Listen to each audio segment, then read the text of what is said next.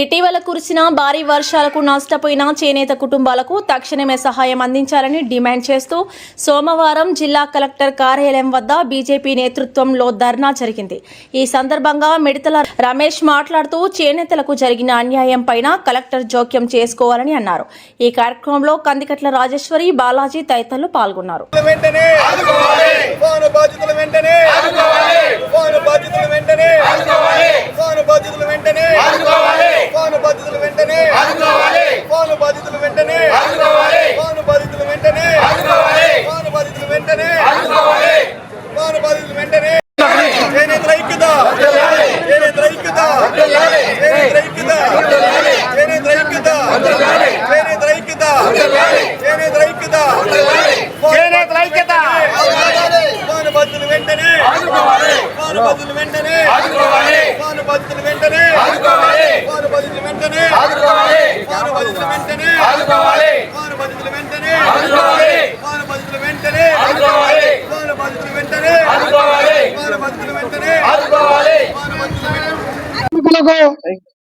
రోజువారీ కూలీ లేక దారుణంగా దెబ్బతినడం జరిగింది.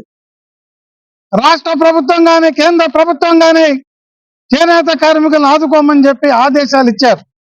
నెల్లూరు జిల్లాలో చేనేత అధికారులు మాత్రం వాళ్ళు ఇష్టం వచ్చినట్టు వ్యవహరిస్తూ తుఫాను సాయం అందించకపోగా చేనేత రంగాన్ని, చేనేత కార్మికులను అవమానపరిచారు. మోడీ యొక్క స్వదేశీ విధానానికి తోట్లు పరిచారు. చంద్రబాబు నాయుడు లక్ష్యాన్ని నిర్వీర్యం చేశారు. అందుకోసం మీరు నిరసన తెలపడం జరిగింది. మగ్గం గుంటలు ఉన్న ప్రతి ఒక్కరికి తుఫాన్ సాయం అందించమని మేము విజ్ఞప్తి చేస్తే గ్రామాలలో వాస్తవంగా పరిశీలించకుండా వాళ్ళ దగ్గర నివేదికలు లేవు కాబట్టి తూతూ మంత్రంగా 100 మగ్గాలుంటే 3 నలుగురుకు 150 మంది ఉంటే 5 మందికి ప్రతి గ్రామంలో అన్యాయం చేస్తూ పోయారు. పొదలకూరు మండలంలో చూస్తే తాటిపర్తిలో 50% మందికి అర్హులు కూడా ఇవ్వలేదు. పొదలకూరు రమణారెడ్డి కాలనీలో 110 చేనేత కుటుంబాలు ఉన్నాయి, 37 మగ్గాలు ఉన్నాయి. అసలు లేవని రాశారు. మేము గలబా చేస్తే 3 మాత్రం ఇచ్చారు. 30 మంది మగ్గాల గుడ్డలు ఫోటోలు తీసి వీడియోలు తీసి అధికారులకు సమర్పిస్తే 50 కేజీల బియ్యం కోసం ₹1,00,000 గుంటలు తవ్వి అప్పటికప్పుడు మగ్గాలు కొని కొత్తగా నూలు కొని ఆర్టిఫిషియల్ గా పెట్టారు. అందులో మేము వాళ్ళకి తుఫాన్ సాయం 50 కేజీల బియ్యం ఇవ్వమని చెప్పడం జరిగింది. ఇది అవమానం మేము భావిస్తున్నాం. మోడీ యొక్క స్వదేశీ విధానాన్ని చేనేత అధికారులు అవమానించారు. అందుకోసంగా భారతీయ జనతా పార్టీ చేనేతల ఆత్మ గౌరవాన్ని కాపాడుకోవడం కోసం ఆందోళన రూపంలో వచ్చాం. మాకు అర్థమైనంత వరకు చేనేత అధికారుల యొక్క పిచ్చి చేష్టల వల్ల భవిష్యత్తులో చేనేత పథకాలు రద్దుగా పోతున్నాయి. అవి వీరి యొక్క నిర్లక్ష్య వైఖరి మూలంగా ఈ అన్యాయాన్ని జరగనిచ్చే ప్రసక్తే లేదని హెచ్చరిస్తూ ఉన్నాం. నా పేరు బుధవరపు బాలాజీ, చేనేత ఐక్య కార్యాచరణ కమిటీ జిల్లా అధ్యక్షుడిని.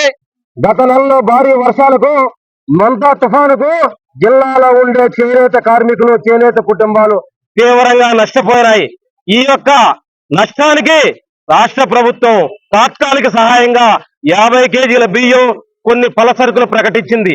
వాటిని చేనేత కుటుంబాలకు అందజేసే ప్రక్రియని జిల్లా చేనేత అధికారులకు అప్పచెప్తే పూర్తి నిర్లక్ష్య వైఖరి వల్ల జిల్లాలో 3,800 కుటుంబాలు చేనేత వృత్తి మీద ఆధారపడి జీవిస్తుంటే కనీసం 1000 కుటుంబాలకు కూడా ఈ సహాయం అందలేదు.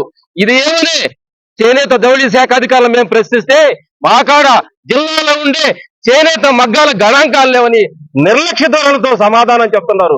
ఏందయ్యా ఇది అయితే మీ గ్రామాల్లో ఉండే సచివాలయాల వద్దకు వెళ్ళి మీరు చేనేత కార్మికులను నమోదు చేసుకోండి చెప్తున్నారు.